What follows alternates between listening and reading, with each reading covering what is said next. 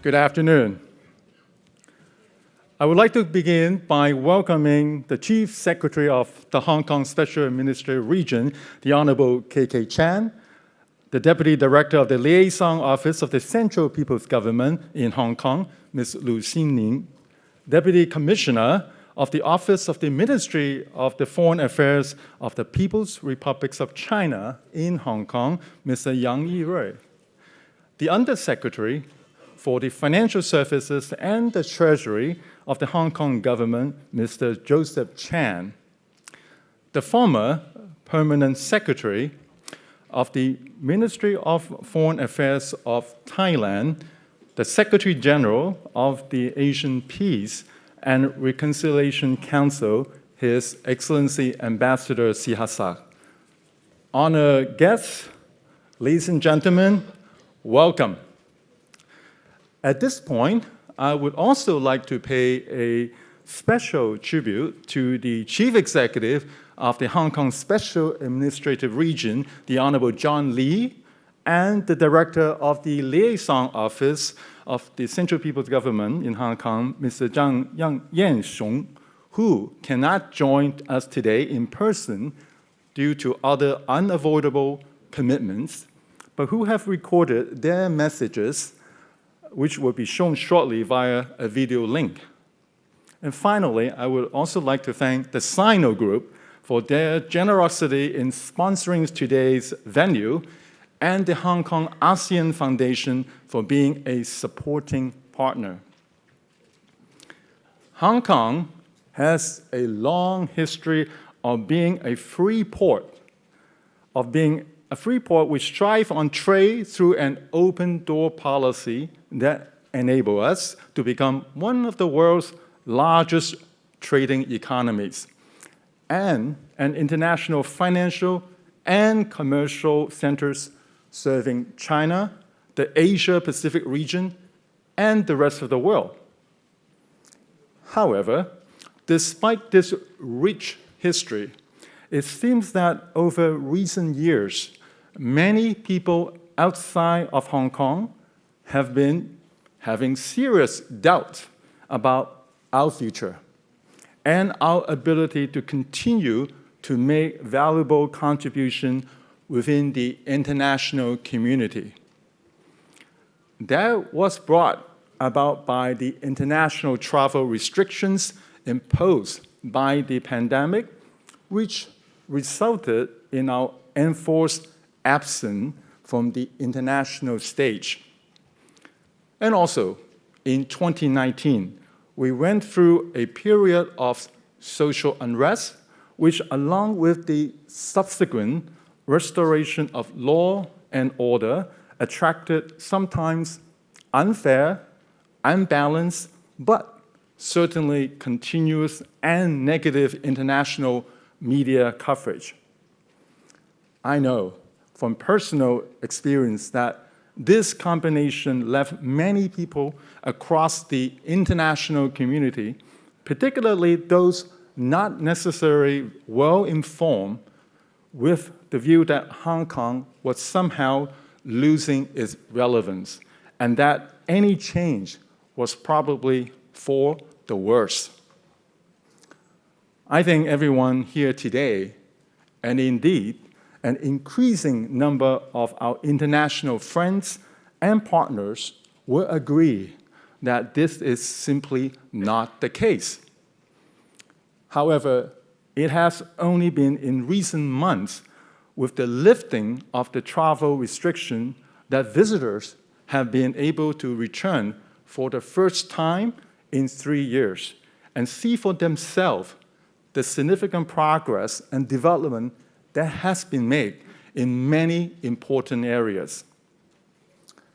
Despite the pandemic, and in the eyes of many observers, we are re-emerging onto the world stage, stronger and better than before. Our success is a reflection of the one country, two system framework, which provide us with a unique, valuable, and very distinct advantage. Now, however, From my personal experience, this is also a system that many international observers have very difficulty understanding and comprehend, partly because there is no other benchmarks to judge us against. But for those who have first-hand experience here, the system does work and continue to work very well. President Xi's continued commitment to the one country, two system is also an indictment of the importance of the central government places on the unique role that Hong Kong has always played and will continue to play. As the gateway to international community, the system will continue to provide many major opportunities and benefits for the global community. Our status as an international financial center enable us act as an offshore center to service our hinterland of the some 1.4 billion people and meet the needs of the Chinese firms. But on the other hand, we are also serving business interests across the region and the broader international community. In the financial services sector, our IPOs and the bond market continue to do well, and the developments in the virtual assets, the central bank digital currency, and the Web3 continue to create new opportunities. We have been working tirelessly to develop our offshore renminbi business with a view to fostering RMB internationalization. We continue to provide our international partners with a range of products and services which enable them to access the mainland market and other regional markets through a secure, robust, and respected common law system. We are very fortunate this afternoon with us very respected and extremely accomplished guest speakers and panelists who will share their views, these and other matters.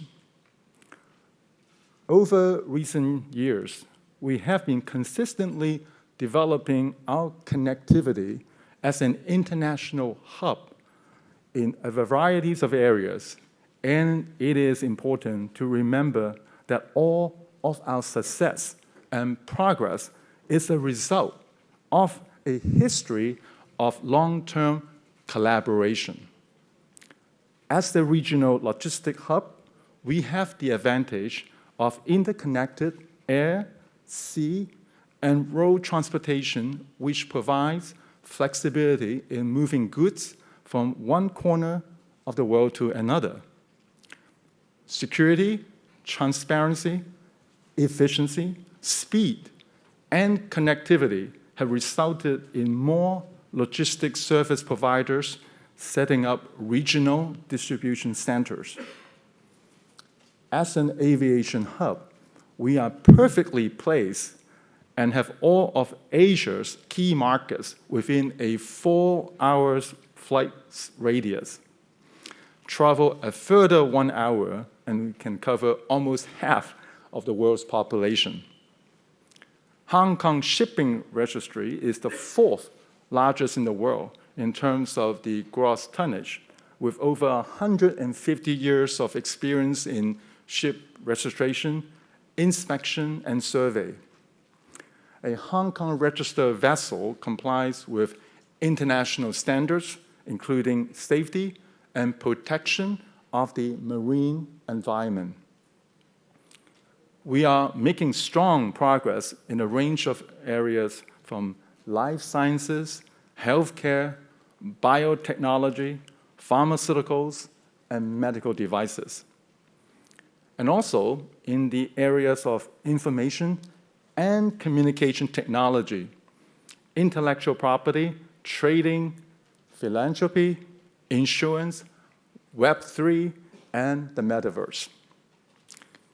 We are also increasingly attractive location as a wealth management hub, offering a complete suite of services to support family offices. As a legal hub, we were ranked the third most preferred location for arbitrations globally in 2021. To me, these examples provide clear evidence of the functionality embedded in our one country, two system framework. As chairman of M+ Museum, I met many museum directors from some of the world's most highly regarded institutions and other important influencers who travel here to attend an extensive range of public and private events in March. I was overwhelmed by the feedback I received, which was a massive vote of confidence in Hong Kong and a strong endorsement of our role as the major hub in Asia.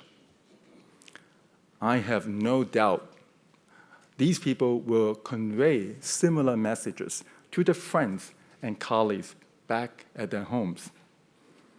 Arts and culture create new and valuable channels for engagement, dialogue, and debate, and have the soft power remove barriers and reduce tensions.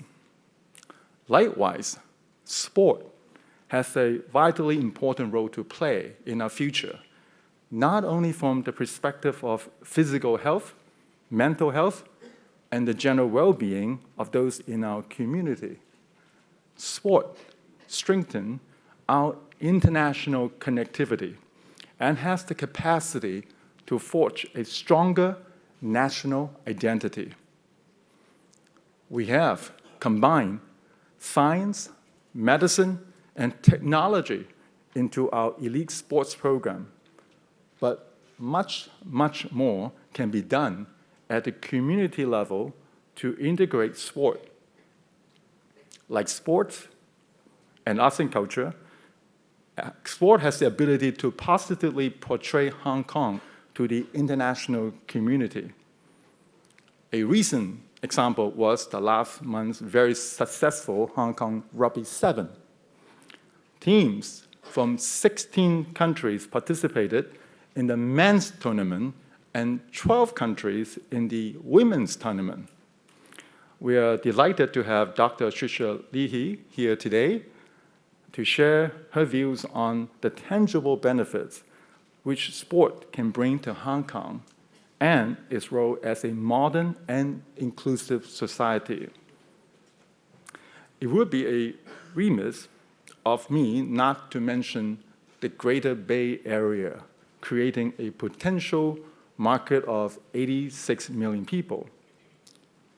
This is a major part of China's implementation of innovation-driven development and commitment to reform and opening up. This is already providing a significant opportunities for Hong Kong and is helping us to focus and redefine our unique attributes, particularly in dealing with the complex but critical matter of alignment. We should also not lose sight of the role we can play in the supply chain as an R&D center and a valuable test market. Likewise, the Belt and Road Initiative is designed to reinvigorate the seamless flow of capital, goods, and services between Asia and the rest of the world. The global pandemic and geopolitical tensions has somewhat slowed progress, but think 20 years ahead and the opportunities and the efficiency of the increased market integration and the greater connectivity. Once again, there are many opportunities arising from Hong Kong on this horizon. Over the recent years, ASEAN has become Hong Kong's second largest merchandise trade partner, and in 2020, re-export of the mainland origin goods to ASEAN through the Hong Kong exceeded 196 billion Hong Kong dollars. We have a strong relationship with ASEAN, and that needs to be sensitively nurtured and maintained, particularly at such a time of the heightened geopolitical tensions. I have no doubt our esteemed speaker, Ambassador Sihasak, will share his view on the potential challenges and the opportunities with us. Finally, I hope this afternoon's exchange of views and discussions will result in further collaboration and commitment, which will enable Hong Kong to play an increasingly important role in the international debate surrounding these topics and other important challenges which we all face as a member of the global community. In essence, our future success will reflect progress through collaboration. Ladies and gentlemen, thank you very much. Distinguished guests, ladies and gentlemen, I'm pleased to have this welcome opportunity to speak to you at this international forum organized by our Hong Kong Foundation. I would first like to start by congratulating our Hong Kong Foundation for organizing this very special event. The forum today is graced by a panel of high-power speakers and guests. Together, you will explore the means of capitalizing on Hong Kong's unique advantages to foster collaboration under the inspirational theme of connecting the world, Hong Kong's new opportunities and new future. Last month, the first session of the 14th National People's Congress concluded victoriously in Beijing. President Xi Jinping said, and I quote, "The long-term prosperity and stability of Hong Kong and Macau special administrative regions is indispensable to the building of a great China." The President added that we should fully, faithfully, and resolutely implement the policy of one country, two systems. President Xi's words speak to all of us. They tell us that the one country, two systems principle is Hong Kong's inspired means of making an indispensable contribution to the country as well as the international community. Ladies and gentlemen, the Hong Kong Special Administrative Region government is doing just that. Over the next few minutes, allow me to explain some of the policy areas and sectors we're working on to bring a new and brighter tomorrow for all. The first place to begin with is financial services. The National 14th Five-Year Plan looks to Hong Kong to enhance its status as an international financial center. That includes building on our strengths as the world's largest offshore renminbi center, international asset management center, and risk management center. It includes two deepening mutual assets between the financial markets of the mainland of China and Hong Kong. Less than a month ago, Hong Kong and Guangdong convened the 23rd plenary of a high-level cooperation joint conference co-chaired by the governor of Guangdong province and myself. At the conference, we agreed to expand cooperation in several areas, including promoting mutual access between our financial markets. That mutual access is thriving, I'm pleased to say. The average daily buy and sell values of Stock Connect's northbound and southbound trading have surged to over 97 billion renminbi and nearly 44 billion Hong Kong dollars. That represents increases of 16 times and 46 times from when the scheme was launched in 2014, respectively. Last month, the exchanges in Shanghai, Shenzhen, and Hong Kong expanded the scopes of stocks under Stock Connect, adding foreign company stocks under southbound trading. Our renminbi business continues to expand.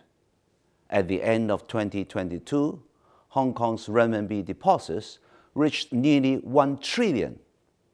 Hong Kong processes about 75% of global offshore renminbi payments. Last year, the governments of Shenzhen and Hainan issued offshore renminbi local government bonds in Hong Kong, with each issuance amounting to 5 billion renminbi. This welcome moves would boost the renminbi financial products available here while promoting the internationalization of the renminbi. That's an encouraging start, and rest assured, we're working with the mainland to expand participating institutions and products. We are also working to promote green investment with our motherland. Last year, the Hong Kong Exchange signed an MOU with Guangzhou's China Emissions Exchange. It focuses on carbon finance cooperation, including the possible development of a carbon center in Guangdong, Hong Kong, Macau, Greater Bay Area, a cluster city development with a population of over 86 million. Last October, Hong Kong Exchange launched Core Climate, an international carbon marketplace. To date, it is the only carbon market offering both Hong Kong dollars and renminbi settlement for the trading of international voluntary carbon credits. We are also collaborating with the mainland in financial technology, conducting cross-boundary trials to speed up the launch of products and cut development costs. Pilot tests are taking place on the use of e-CNY in cross-boundary payments, and that only underlines our deepening collaboration with the mainland in technology. The 14th National Five-Year Plan expressly supports the development of Hong Kong as an international INT center. We are well on our way there, ladies and gentlemen. The Shenzhen, Hong Kong, Guangzhou Science Technology Cluster has been ranked second in the world for 3 consecutive years by the Global Innovation Index. The Shenzhen Hong Kong Innovation and Technology Cooperation Zone, which brings together the Hong Kong Shenzhen INT Park and the Shenzhen INT Zone, showcases the close collaboration between the governments of Hong Kong and Shenzhen. We are now working towards a cross-boundary policy on INT cooperation. It covers the flow of INT material, capital, data, and people between Hong Kong and Shenzhen. Hong Kong and Shenzhen has also formally agreed to boost collaboration among our industry, academic, and research sectors. Earlier this year, Hong Kong and the mainland signed 3 cooperation agreements, including one with Guangdong, created to expedite the development of a smart city cluster. Last month in Beijing, I witnessed the signing of an arrangement between the Hong Kong SAR government and the Ministry of Science and Technology of China on expediting our development into an international INT center. Beyond our growing economic and INT ties with the mainland, we continue to seek opportunity with the world at large, thanks to the unique principle of one country, two systems that ensures our unparalleled connectivity with the world. There is no better illustration of that than our free trade agreements. To date, we have signed 8 FTAs with 20 economies. They include our FTA with ASEAN, which entered into force just over 2 years ago. Last year, I'm pleased to note our trade in goods with ASEAN reached an all-time high of more than $165 billion.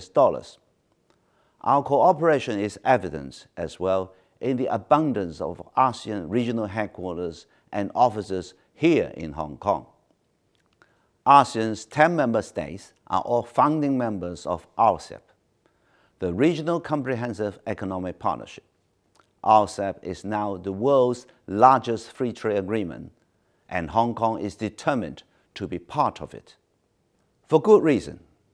RCEP members last year accounted for 71% of Hong Kong's total merchandise trade and 46% of our trade in services in 2021. No less important, Hong Kong can play a critical role in building regional economic integration through RCEP.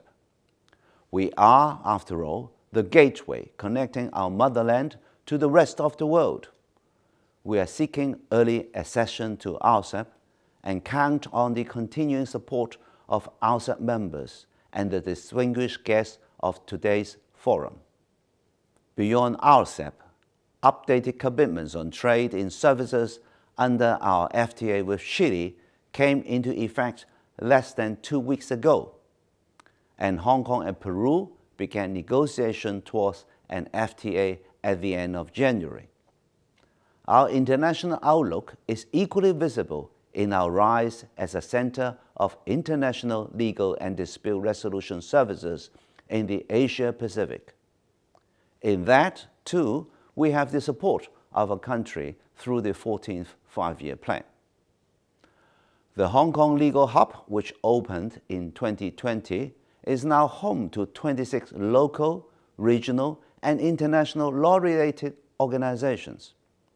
The latest additions to the Legal Hub include the Asian African Legal Consultative Organization Hong Kong Regional Arbitration Center, which opened last May, and the International Organization for Mediation Preparatory Office, set up in February.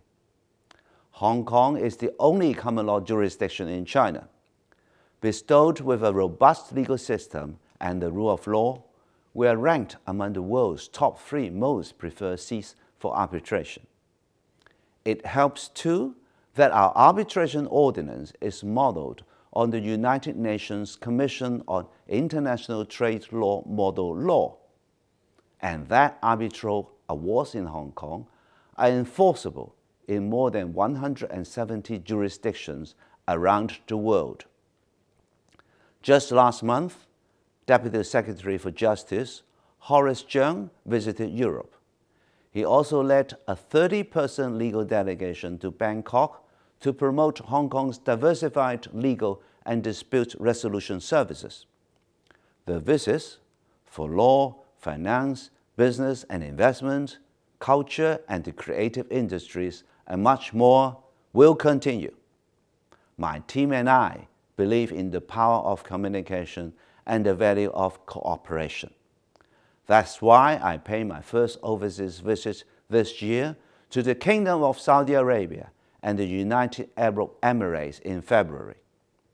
Together with a high-level delegation of Hong Kong business and professional leaders, we promoted our trade and cultural ties with the Middle East region. Communication and cooperation is equally important for deepening our integration into national development.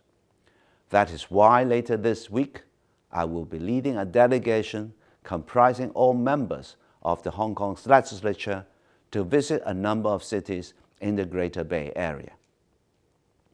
President Xi visited Guangdong earlier this month, highlighting the country's commitment in comprehensively deepening reform and expanding high-standard opening up in this pace-setter province of the country's modernization.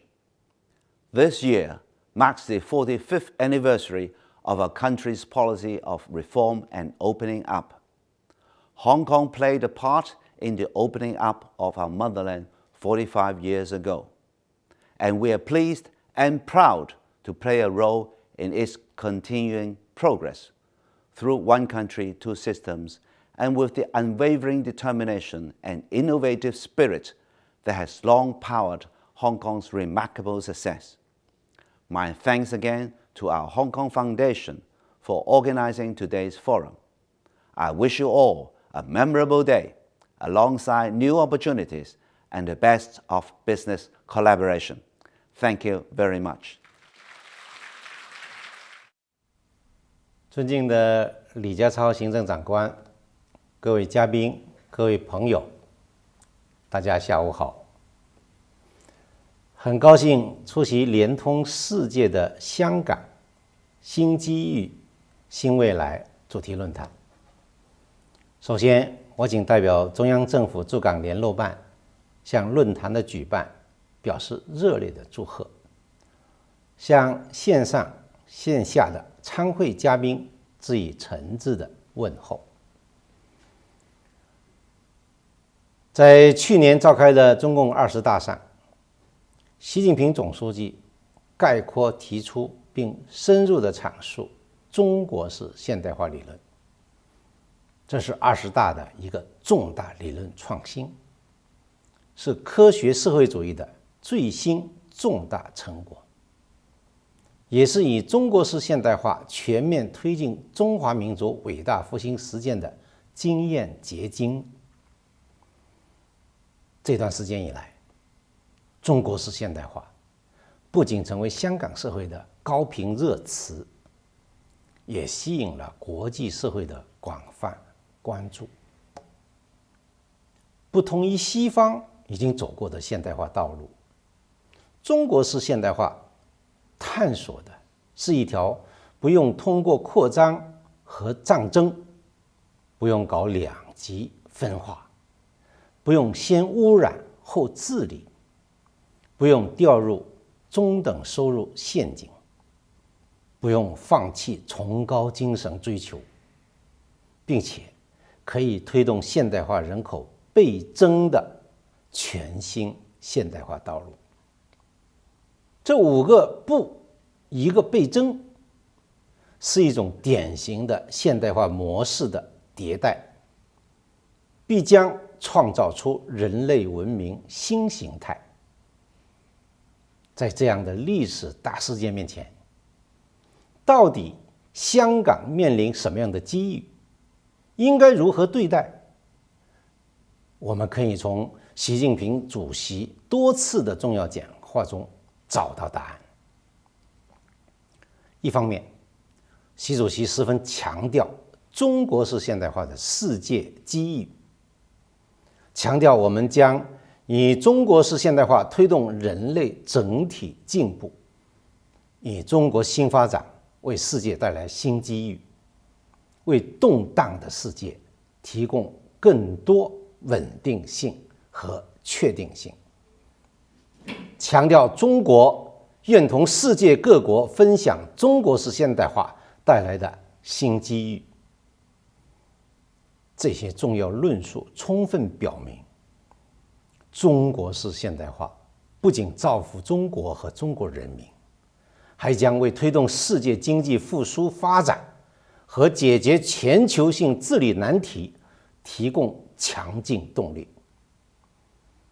另一方面，习主席十分强调中国式现代化的香港机遇，强调推进强国建设离不开香港、澳门长期繁荣稳定，强调中华民族伟大复兴已经进入不可逆转的历史进程，推进一国两制在香港的成功实践是这一历史进程的重要组成部分。香港一定能够为中华民族伟大复兴做出新的更大贡献。最近，习主席在广东考察时再次强调，要使粤港澳大湾区成为新发展格局的战略支点、高质量发展的示范地、中国式现代化的引领地。这些重要论述充分表明，香港在中国式现代化中有可能是全国最具引领作用、最能占尽先机的区域，也有可能是世界各国和各地共享中国式现代化机遇的超级联系人、超级导入口。这一地位意味着未来的香港优势独特，商机澎湃。香港历来是中国联通世界的重要窗口，是世界各国分享中国发展红利的重要通道。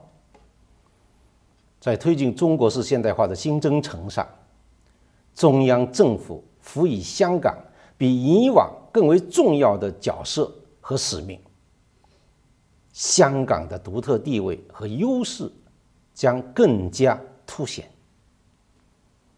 这意味着香港在强国建设、民族复兴进程中将继续担当中国联通世界的重要功能，有能力也应当成为中国式现代化的排头兵。意味着香港将全方位受益于中国式现代化，在擦亮老名片、铸就新名片的过程中，进一步增强国际竞争力。意味着所有选择在香港投资兴业的各国企业和投资者，抓住了一个可以大展宏图的时代风口，迎来了依托香港分享中国式现代化红利的历史性机遇。借此机会，我与大家分享4点看法。第一，香港背靠祖国联通世界的重大优势，将在中国推进高水平对外开放中进一步彰显和升级。香港是中国唯一集国际金融、航运、贸易中心和国际航空枢纽为一体的国际大都会，也是中国最大的外资来源地、最大的对外投资目的地、内地最大的境外投融资平台。截至2022年底，内地累计利用港资1.57万亿美元，占累计利用外资的 55.9%。内地对港投资累计 1.6万亿美元，占对外投资总存量的 56%。这些数字生动彰显了香港作为内地和世界之间超级联系人的重要性。在中国式现代化进程中，中国开放的大门会越开越大，香港的作为空间会更加广阔。中央全力支持香港抓住国家发展带来的历史机遇，主动对接“十四五”规划、粤港澳大湾区和“一带一路”建设等国家战略，全力支持香港同世界各地展开更广泛、更紧密的交流合作。展望未来，香港不仅将在引进外资、吸引外际上继续扮演重要角色，还能在内地企业走出去中进一步发挥支点作用。不仅将继续巩固与发达经济体之间的经贸往来，还能进一步拓展与新兴经济体的合作关系。不仅将继续保持作为国际资本高地的硬实力，还能进一步强化作为国际人才高地的软实力。有中国式现代化的强力引领，香港这个超级联系人必将迎来历史性的地位再升级、功能再升级、优势再升级。第二，香港法治环境的重大优势将在服务香港、服务内地、服务全球中进一步彰显和升级。香港拥有深厚的法治基础和优秀的法律人才，法治水平长期享有国际盛誉。香港良好的法治为维护和发展优质营商环境奠定了基石。面对修例风波引发的社会动荡，香港国安法的出台不仅有效维护了国家安全和市民福祉，也有效维护了各国投资者的合法权益。在世界正义工程2022年法治指数排名中，香港居第22位，超越了多个经常指责别人的大国。法治是中国式现代化的题中之意，中央始终坚持依法治港。香港的法治环境和自由开放规范的营商环境将会越来越好。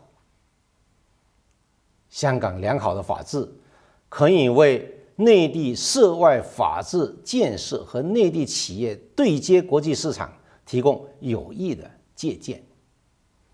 中央完全支持香港保持普通法制度，保持与世界通行法治规则、市场体系的紧密衔接。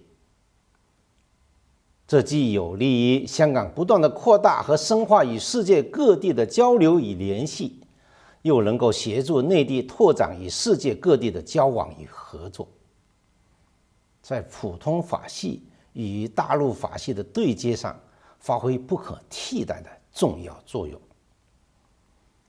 香港良好的法治还能为各国投资者解决商业纠纷与争议提供便利。香港国际商事仲裁服务业发达。十四五规划提出支持香港建设亚太区国际法律及争议解决服务中心。前不久在中央的支持下，国际调解院筹备办公室在香港成立。香港在国际法律服务方面将大有作为。这些都预示着中国式现代化将为各国提供越来越多的国际公共产品。香港的法治优势足以担当重任，必将令世界受益，香港受益。第三，香港国际金融中心的重大优势将在人民币国际化进程中进一步彰显和升级。香港是世界3大金融中心之一。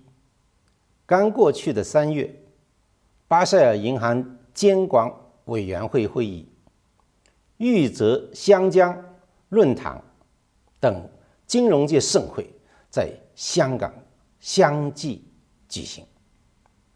新一期全球金融中心指数报告中，香港营商环境、基础设施、金融业发展水平、声誉和综合等排名均有上升，这些都体现了香港国际金融中心的韧性与实力。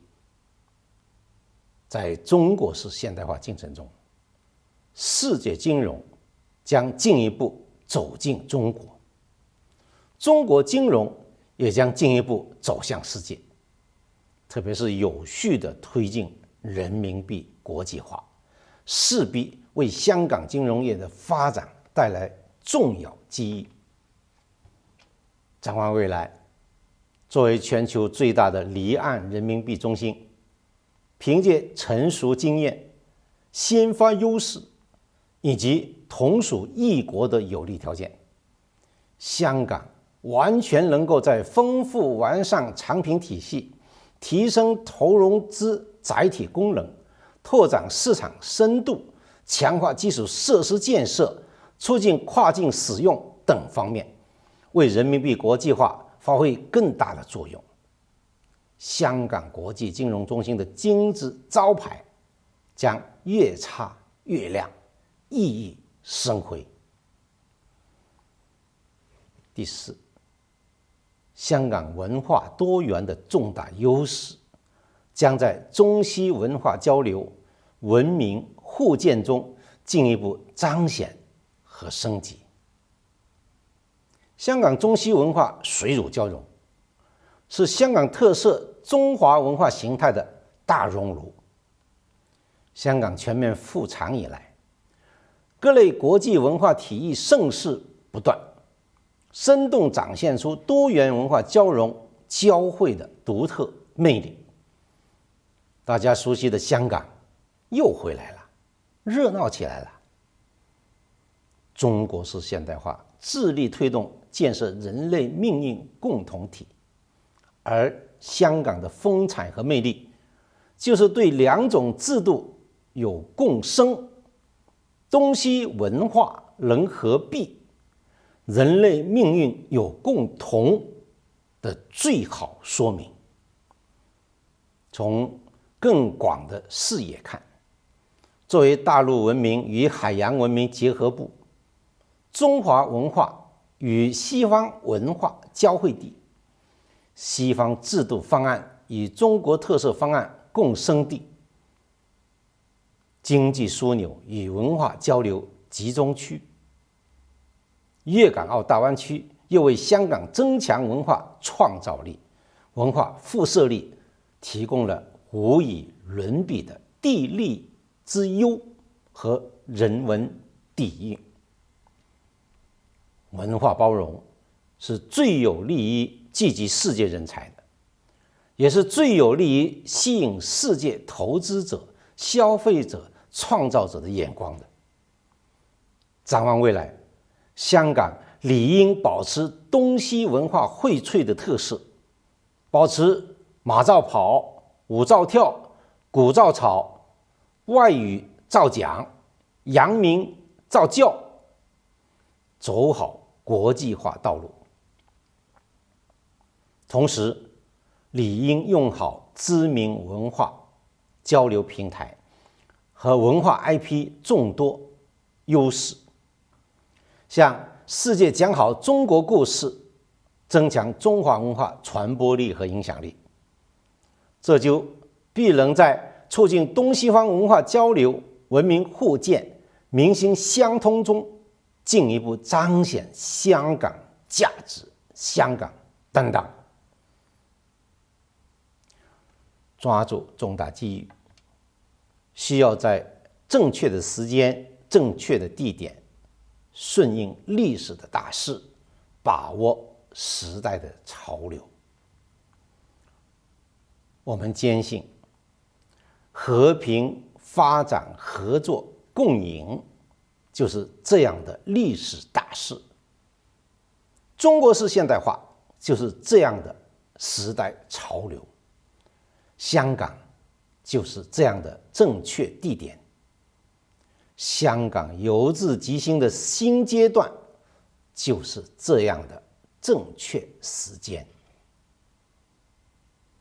各位嘉宾，各位朋友，习近平主席深刻指出，一国两制这样的好制度，没有任何理由改变，必须长期坚持。在香港诸多优势中，最大、最根本的优势是一国两制。确保一国两制行稳致远，就是对中国式现代化的生动诠释和有力助攻。无论时局、世局如何变化，我们坚守一国两制的初心坚定不移，保持香港长期繁荣稳定的信心坚定不移，支持香港保持独特地位和优势的决心坚定不移。我们真诚希望各位朋友亲身感受香港近年来的新变化、新发展、新气息，向世界真实传递香港声音，展示香港风貌。作为中央驻港机构，中联办将努力为香港更好联通世界担当超级牵线人、超级勤务员，支持香港在中国式现代化进程中变得越来越好，书写更加灿烂的崭新篇章。最后，祝论坛取得圆满成功。谢谢大家。Deputy Director Lu Xingling, Deputy Commissioner Yang Yirui, Bernard, distinguished guests, ladies and gentlemen, good afternoon. I'm glad to join you all today at this International Forum on Progress through Collaboration. This forum could not be timelier with the strong support of our motherland and the concerted efforts of the Hong Kong SAR government and society at large. Hong Kong has resumed full normality after 3 years of the pandemic. Having resumed normal travel with mainland China and the international world, Hong Kong is back on stage and back in the business of making great progress through collaboration. Just now, the Chief Executive has updated us on certain policy areas, including financial services, business and trade, innovation and technology, legal and dispute resolution services, that our government is putting in efforts, leveraging the city's strengths under the one country, two systems principle. At the core of our work is collaboration with the business, academic, and research sectors alike to drive Hong Kong's 8 hubs development as underpinned by the National 14th Five-Year Plan. Our collaboration is cross-sectoral. An example with promising prospects is the development of fintech. The growth in the number of fintech companies speaks for itself, from no more than 180 5 years ago to over 800 to date. We're also pleased to note that many of them are founded by talent worldwide, from mainland China, France, Israel, the UK, and other places. And to support sustainable fintech development, we're providing startups with seed funding, investor matching, incubation, and professional support services, launching regulatory sandboxes in collaboration with mainland authorities, and taking bold initiatives, such as issuing earlier this year the first ever tokenized government green bonds. Speaking of green finance, opportunities are tremendous likewise. As the Chief Executive has noted, a recent initiative is the international carbon marketplace named Core Climate, launched by Hong Kong EX last October, to enable effective trading of voluntary carbon credits and instruments across Asia and beyond.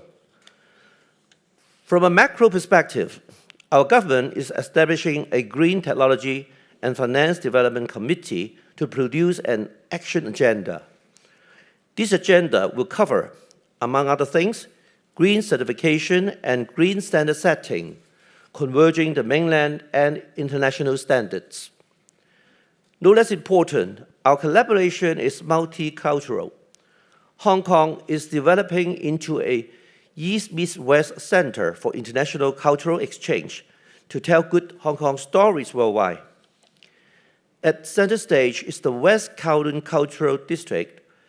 It's home to 2 world-class museums, Empress Museum and the Hong Kong Palace Museum, as well as the Xi-Chu Center, combining the East with the West and the Asian with the modern.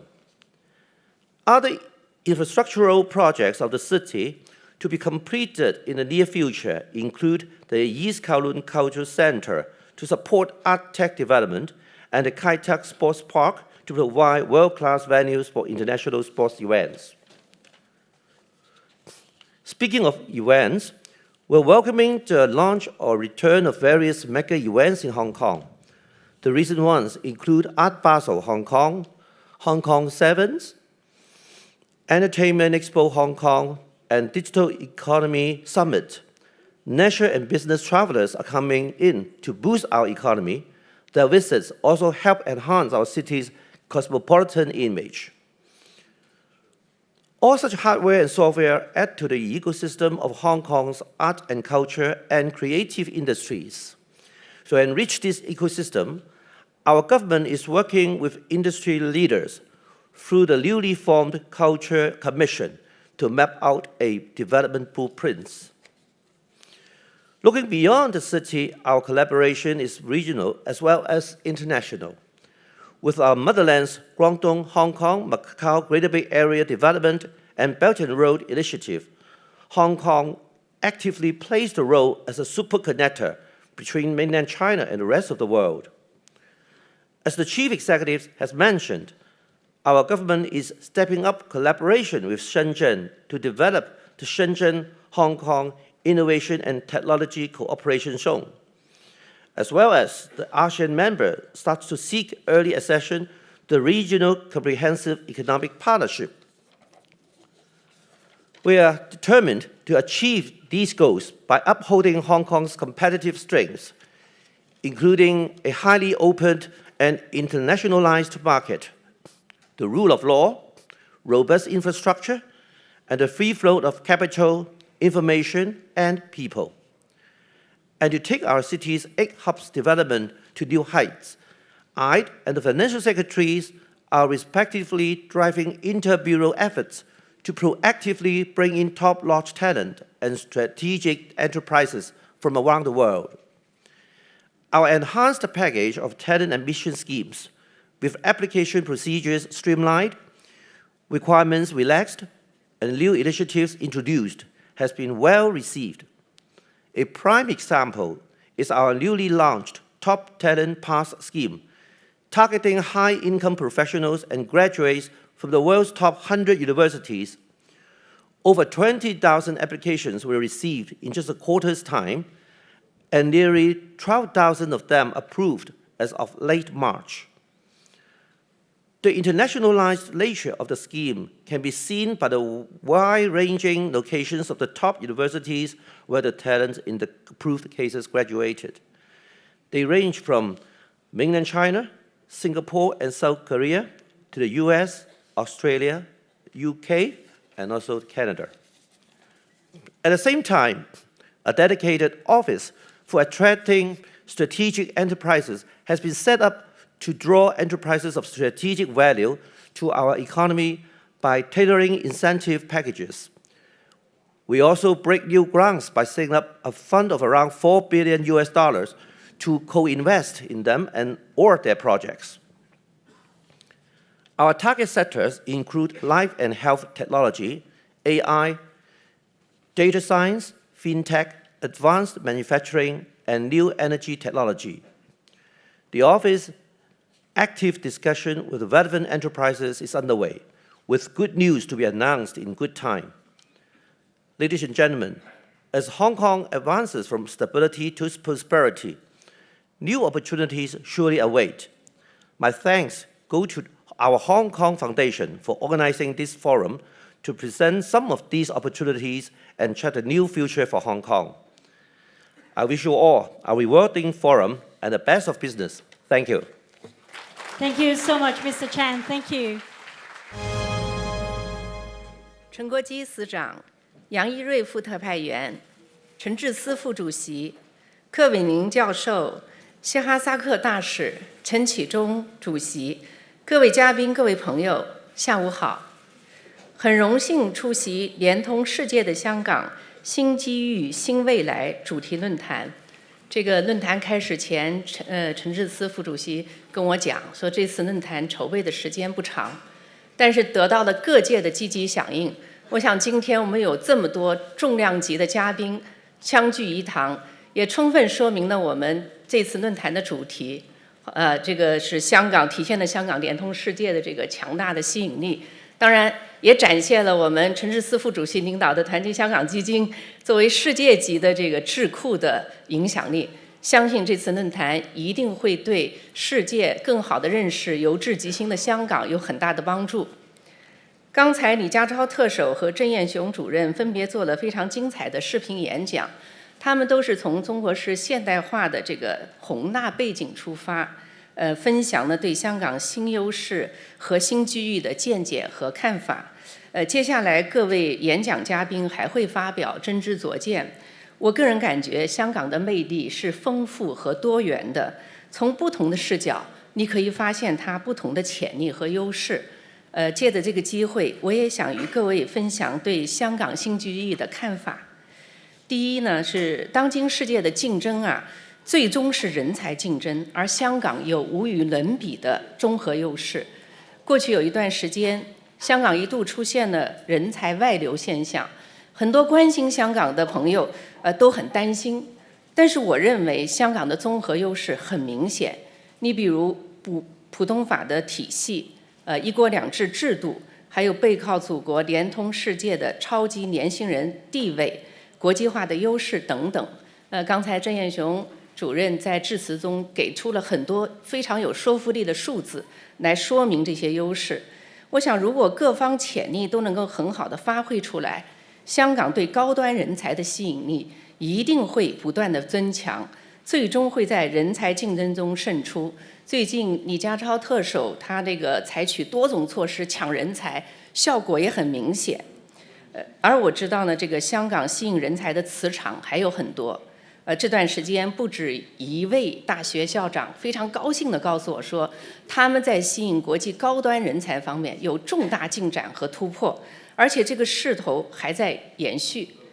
据我所知，这个 Professor 科比刚刚出版的一本著作叫《思想的帝国》Empires of Ideas。他用案例分析的方法比较了德国、美国和中国他们这个大学发展的历程。其中最后一个案例就是香港大学，科比教授将港大作为中国高等教育在世界崛起的一个代表，我觉得也说明了香港高等教育的实力和潜力。我个人觉得，科比教授的这本书很重要，建议各位都去读一读。第二是未来世界的发展取决于不同文明如何共处，香港可以成为文明共荣的试验场。亨廷顿在上个世纪就提出了文明冲突论，但是非常的遗憾，就是全球化的进程让我们生活的地球越来越小，但是呢，却没有让冲突变得越来越少。在各国前途命运紧密相连的今天，不同文明之间到底应该如何相处，才能增进我们整个人类的福祉？不久前，习近平主席提出了全球文明倡议，倡导以文明交流超越文明隔阂，以文明互鉴超越文明冲突，以文明包容超越文明优越。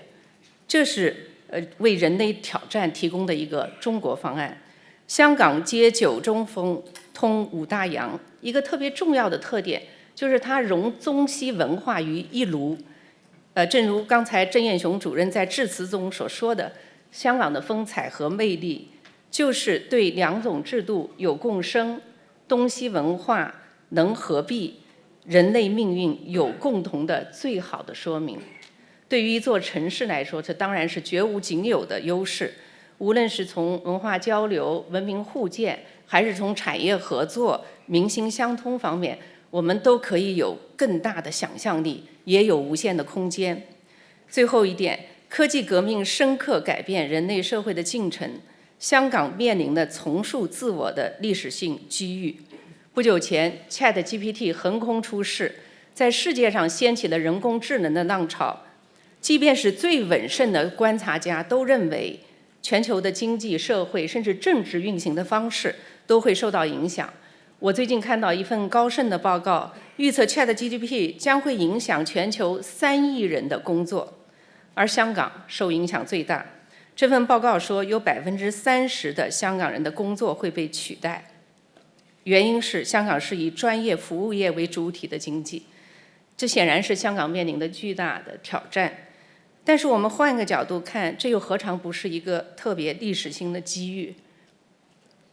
因为香港正在紧锣密鼓地构建国际创科中心，如果我们能用好基础研究、高端人才，还有大湾区的广阔腹地，还有香港多年来积累下来的国际化的优势等等多方面的这些因素，完全可以化危为机，倒逼出我们革故鼎新的勇气，也加速经济结构的转型和升级，迎头赶上这一波的科技革命的浪潮。我们香港的历史本身就是一部在狮子山精神照耀下浴火重生的历史，这次也没有理由例外。纵观人类历史上的著名城市，从中国盛唐的长安到文艺复兴时的威尼斯，到工业革命时期的伦敦，以及后工业时代的纽约，没有一个不是在特定的时间和空间的条件下把握机遇、做出抉择、奋力打拼出来的。香港作为亚洲四小龙，崛起于20世纪70年代，在世界全球化和中国改革开放的大潮中，逐步发展成举世公认的活力之都、东方明珠。有句名言说得好，机遇属于有准备的人。今天的香港充分享有中国式现代化和国际化带来的发展红利，天时地利人和具备，只要乘势而上，奋发进取，必将大有可为，风光无限。预祝本次论坛圆满成功，谢谢大家。